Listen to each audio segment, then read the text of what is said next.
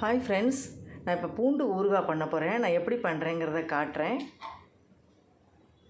இதில் 10 பல்லு பூண்டு, 2 வெங்காயம், 2 தக்காளி நறுக்கி வச்சுட்டுருக்கேன். அதை எண்ணெயை ஊற்றி வதக்கிக்கலாம். ஃபஸ்ட்டு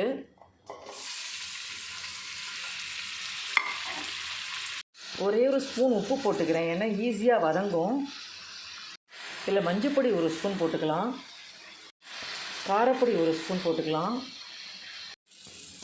இது நல்லா வதங்கிடுத்து. இப்போ நம்ம மிக்சியில் இதை வழுமூணு அரைச்சிக்கலாம். இதை நம்ம ஆறினோன்னா நம்ம வழுமூணு அரைச்சிக்கலாம். இப்போ அதே இழுப்பச்சட்டியில் நான் 2 ஸ்பூன் எண்ணெய் ஊற்றிக்கிறேன். எண்ணெய் காஞ்சதும் கடுகு 1 ஸ்பூன் போட்டுக்கலாம், பெருங்காயம், கடுகு வெடித்ததும் ஒரு 15 பல்லு பூண்டு வதக்கிக்கலாம். இதில்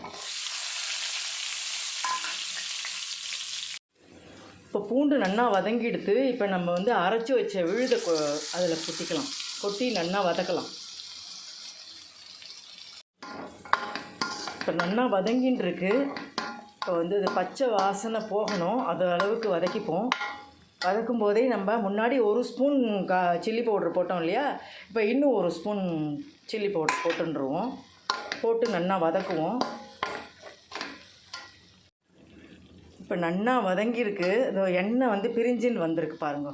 இப்போ நான் என்ன பண்ணுறேன், எலும்பிச்சம்பழ சைஸ் புளி கரைச்சி வச்சுருக்கேன், அதை இதில் ஊற்றிக்கிறேன். இதுக்கு தேவையான அளவு உப்பு போட்டுருவோம். நல்லா கொதித்து சேர்ந்துட்டு வரட்டும், நான் உங்களுக்கு காமிக்கிறேன். சூப்பராக கமன்னு கொதிச்சுன்னு இருக்கு பூண்டு ஊறுகாய். இது எண்ணெய் பிரிஞ்சுட்டு வருது அப்படியே. இப்போ நம்ம என்ன பண்ணணும், ஒரே ஒரு ஸ்பூன் வெந்தயப்பொடி போடணும். ஒரே ஒரு ஸ்பூன் வெந்தயப்பொடி கொஞ்சமாக போடணும்.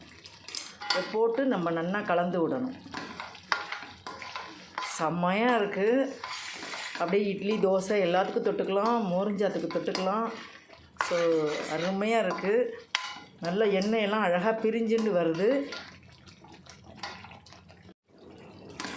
செம்மையாக பூண்டு ஊறுகாய் ரெடி ஆகிடுது. சரியா, அப்படியே கமன்னு இருக்குது. செம்மையாக இருக்குது. இப்போ இது கடைசியில் என்ன பண்ணணும், நல்ல ஒரு கரண்டி வெல்லம் அப்படி போடணும். அப்படி போட்டு நல்லா அப்படியே நல்லா கரைச்சி விட்டு நல்லா சேர்ந்துட்டு வரும். சூப்பராக நம்ம ஸ்டவ்வை ஆஃப் பண்ணிவிட்டு நல்லா ஈரமே இல்லாத ஒரு கண்டெய்னரில், இன்னும் கொஞ்சம் சேரட்டும், நல்லா சேர்ந்து வரும், ஈரமே இல்லாத ஒரு கண்டெய்னரில் எடுத்து வச்சுக்கணும். சரியா, செம்மையாக இருக்குது பார்க்குறதுக்கு. பிரமாதமாக பூண்டு ஊறுகாய் ரெடி ஆகிடுது.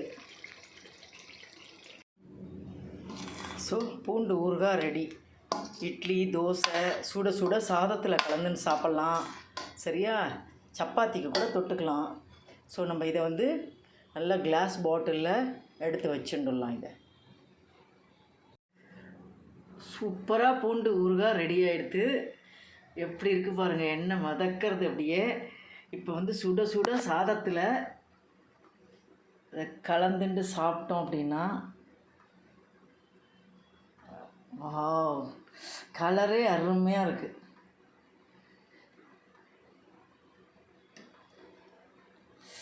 சுடுறது சாதம் அந்த பூண்டோட சாப்பிடும்போது அந்த உதிரியாக சாதம்